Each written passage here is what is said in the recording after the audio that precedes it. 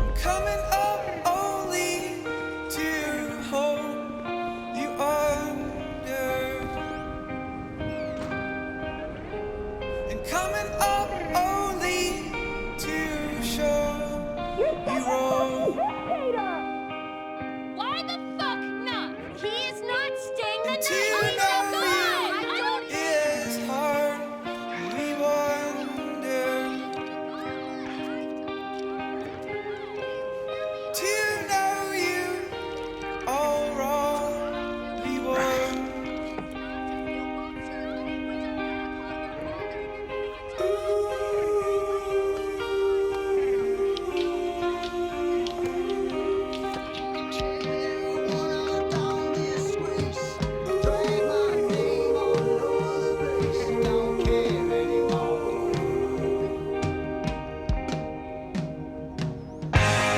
Really too late to call, so we wait for morning to wake you is all we got.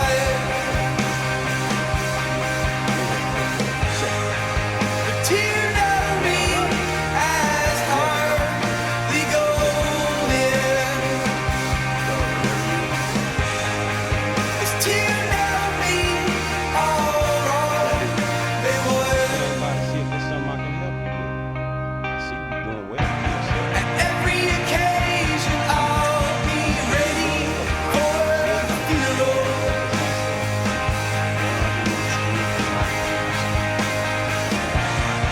Every occasion, once more, it's called the funeral.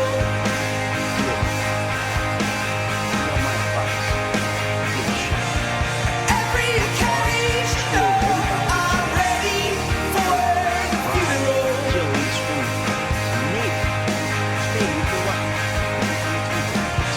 At every occasion, 1 billion day funeral.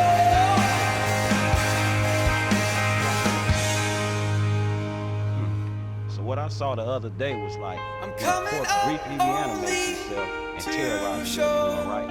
you What you saw the other down day for. was a guy dealing with pests. I guess I never saw Coming myself as just a fucking only pest.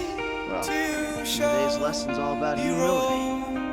Tomorrow we'll try a training montage. A training what? To the outside, the dead leaves, they are alone. For they die, dead trees hang their fall.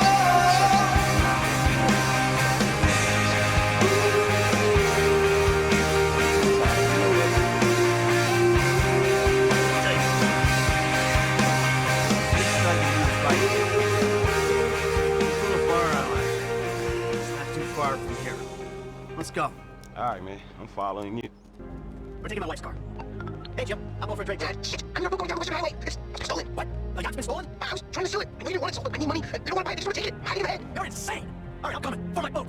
Alrighty then. Change of plans. My darling boy is in trouble. I can't help with that, man.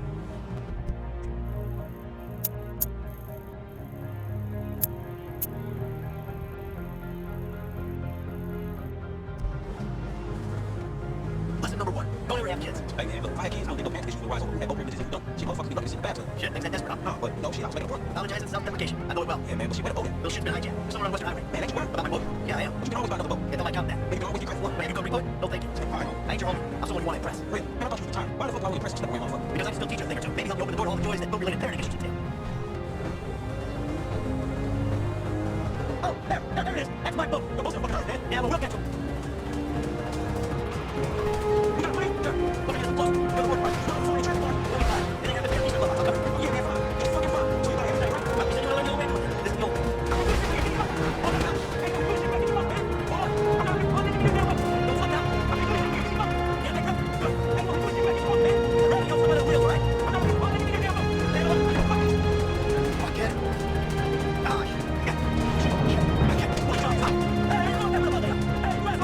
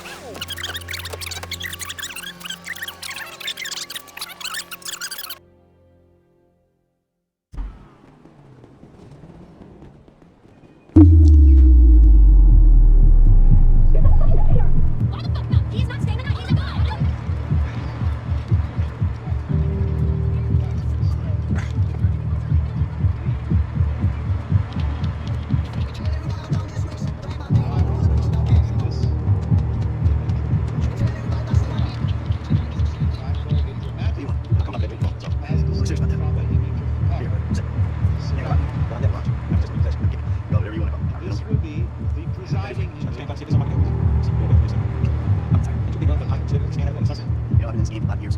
I got out of That Makes me God right. didn't make the world like a technologist, Hard, screw over everybody that you love. Hurt, rob, kill, and scream. but Hey, he so you acted get it. Don't treat the case. It's bullshit. They acknowledge. That is to say, every person, and everything for that matter, every tree, every flower, every animal, every star, every rock, every grain of dust, That's just lost in the 80s movies. is a role or part Maybe which the Godhead is playing. palm trees are good substitute for not really knowing what the fuck you're doing on this earth. Good time, you know that. You must understand, of course, that the Hindu image of God is a little bit different from the Jewish, the Christian, and the Islamic. Hey, Jim, I'm going for a drink. Dad, shit. I'm gonna go get In our popular image of God, God is the supreme technocrat. I don't wanna buy this ticket. Hide in the head. He knows all the answers. He understands everything in detail and could tell you all about it. But the Hindus don't think of God that way. Lesson number 1. Don't ever have kids. So in this way, the Hindus do not think of God as being a technician in the sense of having a verbal or mathematical understanding of how the world is created. But the remarkable difference is that the Hindu doesn't see any fundamental division between God and the world. The world is God at play. The world is God acting. The next problem where they differ so sharply is, well, why have things gone wrong? Why is there evil? Why is there pain? Why is there tragedy? Now, in the Christian tradition, you have to attribute evil to something else besides God. Their God is defined as good.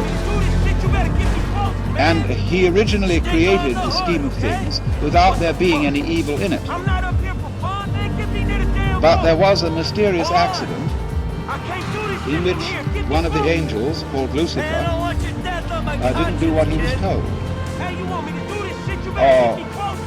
Man, there was a fall of man.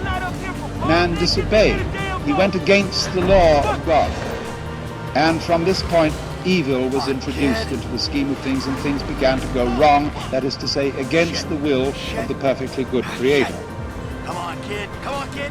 Now the Hindu thinks in a different way. He feels that the Creator, or the actor, is the author of both the good and the evil. For the reasons that I explained to you, you have to have the evil for there to be a story. And in any case, it isn't as if the Creator had made evil and made someone else its victim. It isn't like saying God creates the evil as well as the good, and poor little us are his puppets and he inflicts evil upon us. The Hindu says nobody experiences pain except the Godhead. You are not some separate little puppet which is being kicked around by omnipotence. You are omnipotence in disguise.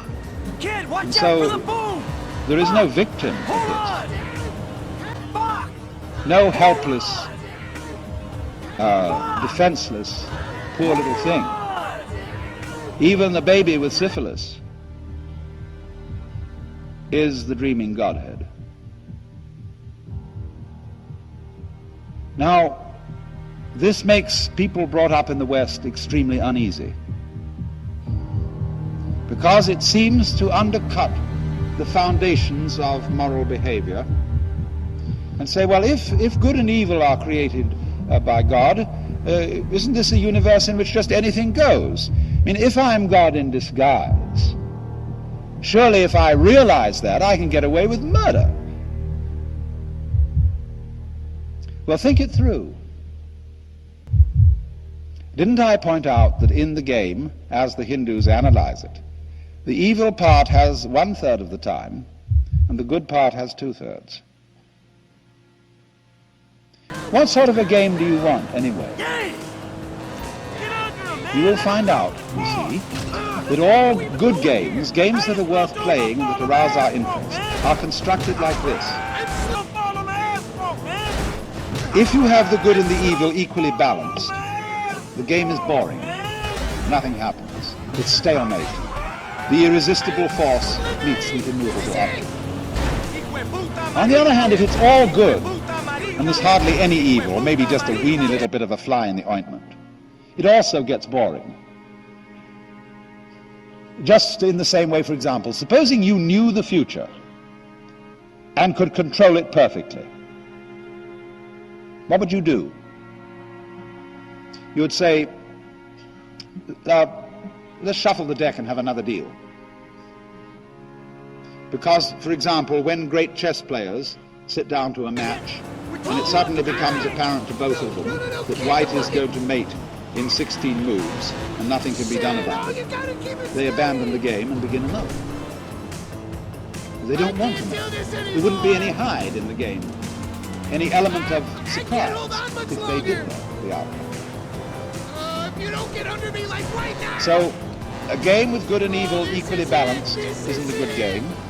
A game with the positive or good forces clearly triumphant isn't an interesting game. What we want is a game where it always seems that the good side is about to lose.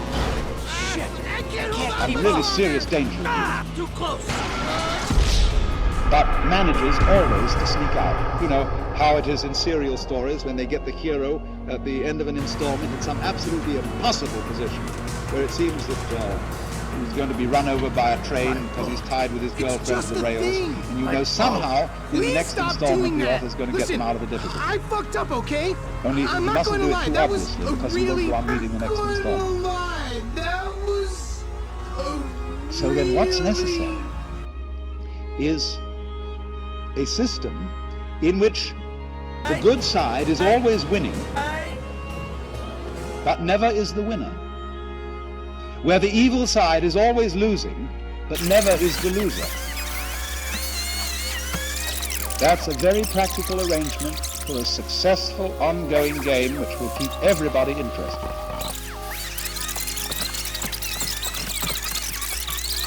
And you must watch this in practical politics. Every in-group or group of nice people needs an out-group of nasty people. Otherwise they wouldn't know who they were.